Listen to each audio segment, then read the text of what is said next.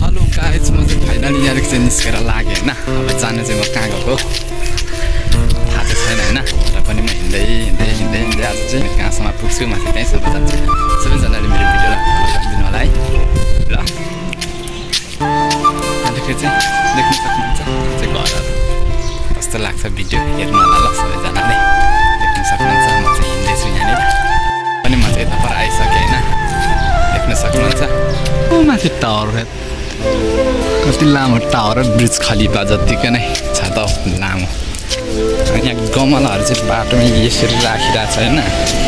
यो गमलामा त के छैन फुल पनि छैन र देख्न सक्नुहुन्छ गाइस म चाहिँ अल्छीको बेला पनि हिँडेको होइन अनि हिँड्दै चाहिँ यता तल पुगेको छु देख्न सक्नुहुन्छ म चाहिँ हिँड्दैछु होइन बाटो क्रस गरेर यता परदेखि जान्छु होइन यहाँ परदेखि नि बाटो निस्किन्छ देख्न सक्नुहुन्छ म चाहिँ बाटो क्रस गरेर आइसकेँ ढलेको छ यहाँ चाहिँ बाँस गाडीमा लोड गरेको छ यहाँको दोकान चाहिँ बन्द रहेछ चाहिँ दामी गरी रोपेको रहेछ होइन माथिको गमलामा चाहिँ थिएन यता तल चाहिँ गमलामा चाहिँ पुरा रोपेको रहेछ अनि यहाँदेखि चाहिँ अब चाहिँ हाइवे बाटो निस्किनु आँट्यो होइन अब चाहिँ हाइवे बाटो निस्किन्छ म चाहिँ हाइवेको छेउमा आइपुगेँ तेर्सो गयो भने चाहिँ हाइवे आउँछ म चाहिँ हिँड्दा तल आइपुगेको छु अब यहाँ माथिदेखि जाने हो चाहिँ बाटोको छेउछेउ हिँड्नुपर्छ नत्र गाडीले बत्ने गरी हान्छ भनेर डर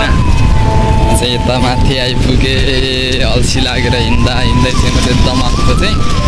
आकाशे पुलमा आइसकेँ देख्न सक्नुहुन्छ चाहिँ गाडीहरू चाहिँ गुडिराखेको छ यहाँदेखि देखिँदो रहेछ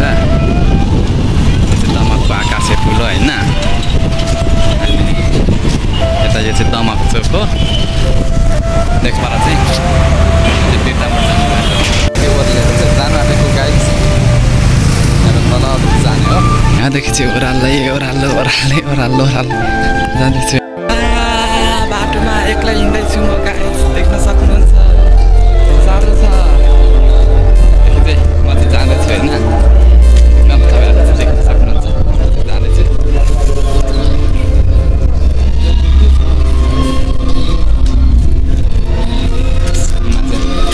आज चाहिँ के प्रोग्राम रहेछ होइन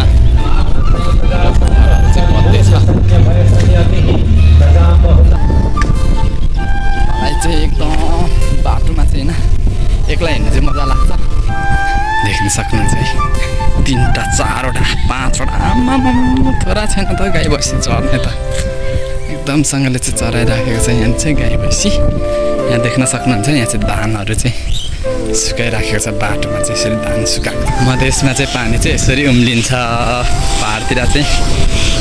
खोलामा हुन्छ अनि यहाँ मधेसतिर चाहिँ यसरी पानी उम्लिन्छ ल कलदेखि गुडुङ पारेर अनि यहाँ पर चाहिँ बिरुवाहरू रोपेको छ यो के को बिरुवा हो यहाँ बालबानी थुपारेको छ म चाहिँ हिँड्दै चाहिँ यता तल आइसकेँ होइन यता तल आइपुगेको छु अनि यहाँ धानबारीहरू देख्न सक्नुहुन्छ तपाईँले रुमदेखि लगभग 3 किलोमिटर हिँडेको होला 3 किलोमिटर त पक्कै पनि भयो अनि त्यति हिँड्दाखेरि चाहिँ म चाहिँ पुरै थाकेँ होइन गाउँ साइड छिरिसकेको छु होइन किन चाहिँ म यहीँदेखि नै हिँडेर आएको हो भोक पनि लाग्यो होइन एकदमसँगले भोक पनि लागेको छ अब चाहिँ म चाहिँ तल पुग्छु होइन तल पुगेर चाहिँ खाजा खान्छु अनि तपाईँहरूलाई भिडियो कस्तो लाग्यो